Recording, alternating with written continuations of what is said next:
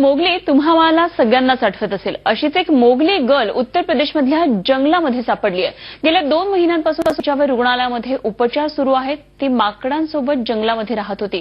ती जंगलामध्ये कशी पोहोचली, कधीपासून ती माकडांसोबत राहतीये, या साऱ्याचा शोध आता पोलीस घेतात. तर तिच्यावर उपचार करून तिला सामान्य माणसाप्रमाणे आयुष्य जगण्यासाठी डॉक्टर्स मदत करतात. 8 वर्षीय मुलगी घनदाट जंगलात माकडांसोबत राहते असं सांगितलं तर कुणी विश्वास ठेवणार नाही. लहानपणीचा टीव्हीवरचा मोगली मात्र नक्की आठवेल. पण हे खरंय. टीव्हीतल्या मोगलीप्रमाणेच उत्तर भारतात एक मुलगी माकडांसोबत राहत असल्याचं समोर आलंय. तिची सुटका करण्यात आलीये. ती माकडांप्रमाणेच चालते. बाहेरीच्या जंगलात ती राहायची.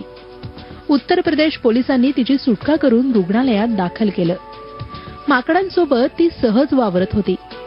तिची माहिती काढण्याचा पोलीस प्रयत्न करतायत. ती जंगलात कशी पोहोचली, नेमका किती काळ ती जंगलात राहिलीये, या साऱ्याची माहिती काढण्याचा प्रयत्न पोलीस करतायत. काही लाकूडतोड्यांनी तिला जंगलात पाहिलं. त्यानंतर पोलीस उपनिरीक्षक सुरेश यादव यांनी तिला पाहिलं.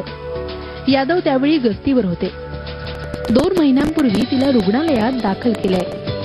25 जनवरी से ये यहाँ एडमिट है और ये मोतीपुर के जंगलों में वहाँ मिली थी और पुलिस ने इसको एडमिट कराया था वहाँ जिला अस्पताल में. तब से इसका यहाँ इलाज और इसका जो है इसका प्रॉपर रिहेबिलिटेशन ट्रीटमेंट इसका यहाँ चल रहा है जिला अस्पताल में. वो जिस हालत में आई थी और अब में काफ़ी सुधार है उसकी हेल्थ में, उसके वेट में 1/3 थी और अभी काफ़ी हेल्दी लग रही है, ठीक लग रही है.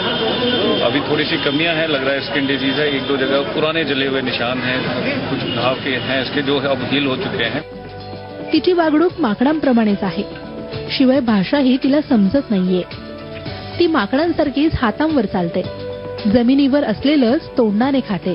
वैद्यकीय अधिकाऱ्यांनी याबाबत माहिती दिलीये. पण योग्य उपचारांनंतर ती फक्त पायावर चालायला सुरुवात करेल आणि जेवणही व्यवस्थित घेईल असं डॉक्टरांनी सांगितलंय. तिला भाषा समजत नसली तरी आपण तिच्याशी जे बोलू ते थोडंफार समजून घेण्याचा ती प्रयत्न करते आणि मानही हलवून अनुमोदन देते. बहराइच में जिला अस्पताल में इस तरह के पेशेंट्स को हैंडल करने की, इनको ट्रीट करने की समुचित सुविधा यहाँ प्रतीत नहीं होती है, तो इसके लिए बहुत साइकोलॉजिस्ट की भी ज़रूरत है. और ये एक बहुत अच्छा एक केस स्टडी के तौर पे भी जो वाइल्ड लाइफ के जानकार लोग हैं उनके लिए भी एक केस स्टडी है कि एक जो है कैसे जंगल में रहकर ग्रो कर गया और जो है जब यहाँ शुरू में आई थी तो 4 पैरों 2 हाथ और 2 पैरों का उपयोग करती थी चलने के लिए, अब स्टेट चल रही है. तो इसमें जो है सुधार निकट भविष्य में और ज्यादा होगा.